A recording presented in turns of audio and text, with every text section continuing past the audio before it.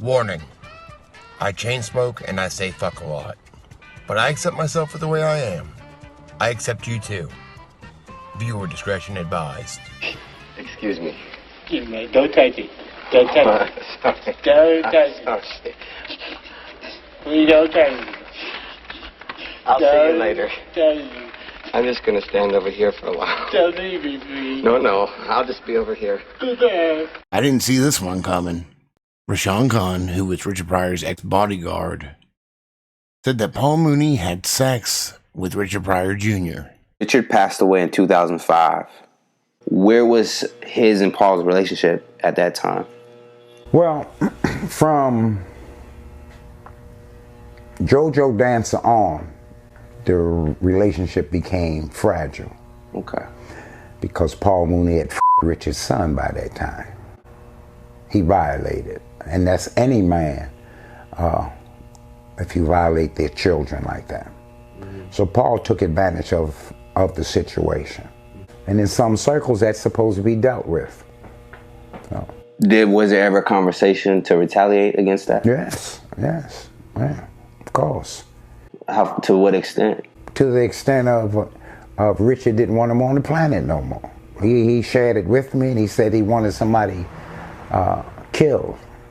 And Richard, that wasn't his conversation, so I just attribute that he must be high right now. And it's Friday. This is the high day, so it's Friday, Saturday, Sunday. He's, by Wednesday he'll be straight, because I knew the pattern. And I asked him again, because Richard never spoke like that. And I just said, do you remember what you said to me last week? And he was on it so clear, it was like, okay, it's serious. And so then I asked him, what is it about? He said, $1 million, I want somebody killed. And I was like, damn, I'm not a killer. I'm not that person. But I did give it thought. I know some people, some damn where. I asked him again that Wednesday, and then he went into detail. And that's when he told me what went on. And he told me who did it. Mm-hmm. And he was hurt by it. Yeah. He was hurt because it happened to his son, and he was really hurt, which I don't think Paul Mooney understood, because someone that I took as a friend did that to me. Right. Wow. Okay. And his son was like young at the time? Yeah, Richard Jr. Yeah, Richard was a little boy. And just to give you guys an extra heads up, this roast is pretty vulgar, so if you're prone to get offended pretty easily, you might not want to watch it. It's not me, Richard Pryor. Next to her is what we call Miss Thing.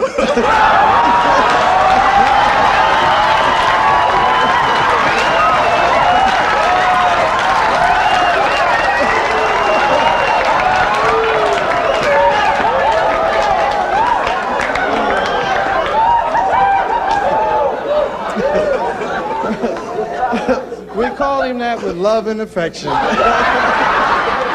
as all of us know.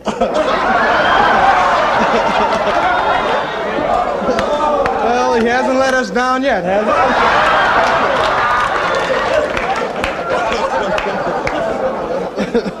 he? We've been friends a long time, and I sure wish he'd return my red handkerchief, because my wife's been wondering where it was.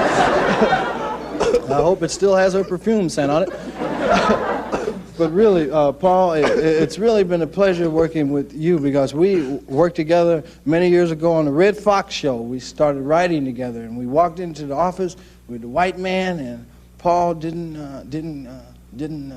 what he did was sucked his dick. But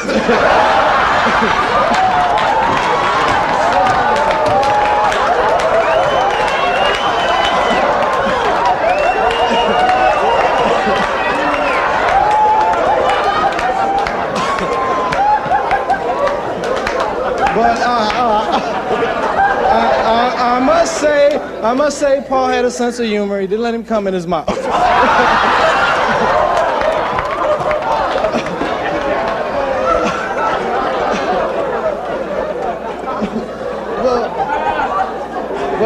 But seriously,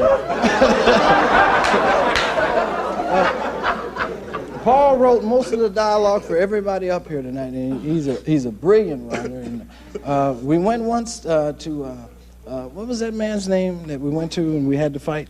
The producer. Producer to Bill. Shelton Leonard. Shelton Leonard. We walked in his office. We was there for an hour together. And Shelton Leonard picked our brains and he said, thank you, and you can leave now. And I asked for the money. and Paul said, don't do that. Don't get us in no trouble now. I threatened to kick his ass, and Paul tried to join him.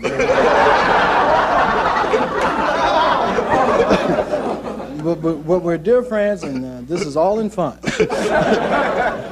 Next, just don't tell him about neuropathy.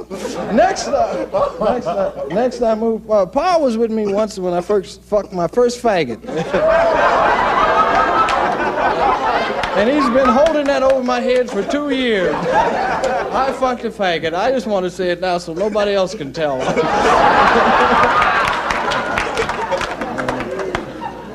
I liked it. I would have married him, but he had to go away and get an operation.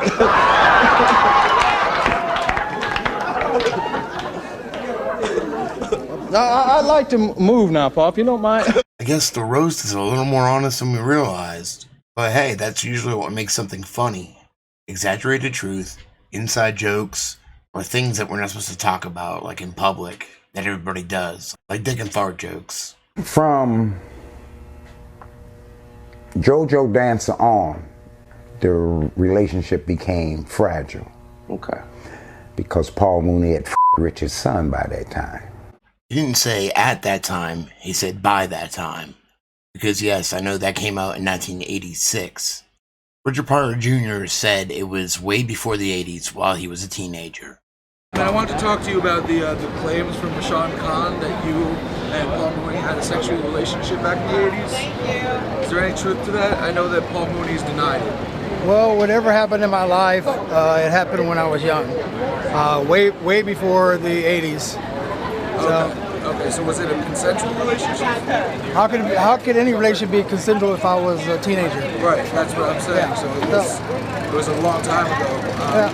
And Paul Mooney's denied the claim. So do you have anything you want to say to him? Well, I really have nothing to say at all about the situation. Were you aware of the alleged hate that your father put out on Paul Mooney? That Rashawn Khan claims? No, I'm done. Okay, thank you. I appreciate your time, Mr. Pryor. Richard Pryor said that him and Paul Mooney worked together on the Red Fox Show, which is also known as Sanford & Son, 1972.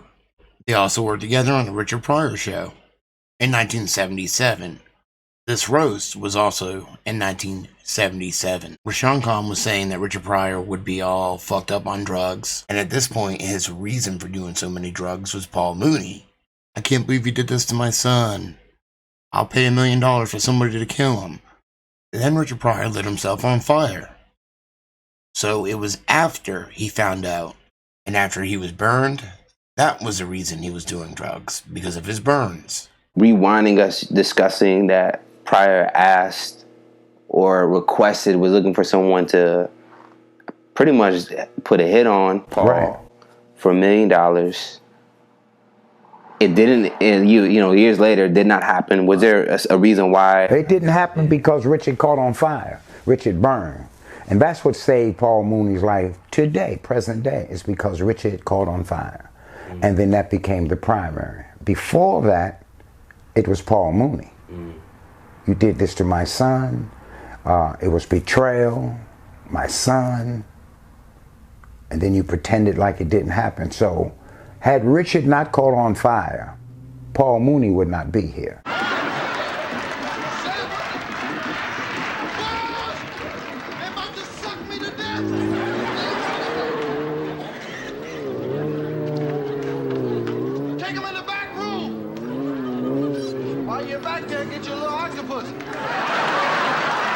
He had a 1 in 3 chance of living. That was 1980. JoJo Dancer came out in 1986, which I don't know when it would be written.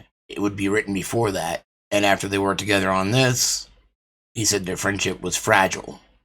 So I guess they were probably cordial to each other. What's JoJo Dancer about? After severely burning himself in a drug incident, A comedian has a near-death experience in which he reviews his life. Richard Pryor Jr. was born in 1961, the same year as my mom. He said way before the 80s, and he was a teenager.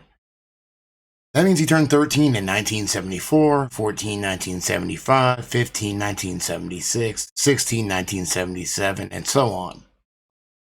So it's logical to say that whatever this incident is that happened could have possibly happened in 1977, when Richard Pryor and Paul Mooney were working together around the time of that roast. In which case, Richard Pryor Jr. probably would have been about 15, 16. If that's the way it went, I don't know. Richard Pryor's widow, Jennifer Lee Pryor, confirms this on Twitter. Third Coast Sports Head on August 26, 2019. Richard Pryor wanted to have Paul Mooney killed for sleeping with his son, Richard Pryor Jr. According to Richard Pryor's bodyguard, Richard Pryor Jr. was a little boy at the time. Wow. I don't think I've ever said Richard so much in my fucking life. From Jennifer Lee Pryor. True. Richard Pryor Jr. confirmed this at the luncheon I gave after Richard's funeral service. He announced it to the entire restaurant full of guests. I have it on tape. Some people are going to say, oh, it's just a distraction from Epstein. And what you fail to see is look at every day how much news is coming out. Because, again, if we go back to the original meaning of the word apocalypse, an apocalypse, literally meaning an uncovering, is a disclosure of knowledge or revelation. All truth will eventually come out. It's just the time we're living in. So watch it happen. It's crazy. I guess his son came to him, Pryor Jr. came to him about the incident, or was it caught on like surveillance? I don't think it was on surveillance. I don't think Paul was that stupid, but somewhere along the way, Richard found out. Yeah, and I remember letting Richard Jr. know, here's how your father thought about it. And Richard cried then, because he didn't think his father knew.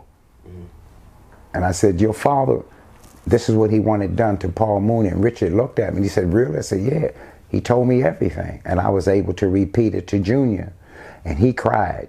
He looked at me and he started crying. He said, I didn't know my father. I said, yeah, your father knew.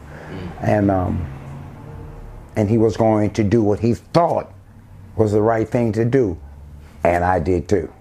Oh, wow. Oh, yeah, I did too. Because that's something that, that's a complete violation. Well, it's not only a complete violation, but it's something that is prevalent amongst us that we sweep under the rug and pretend it don't happen, that our uncles are violating our daughters, and, but that goes on amongst us. You cannot turn the slave thing off because we're in 2019.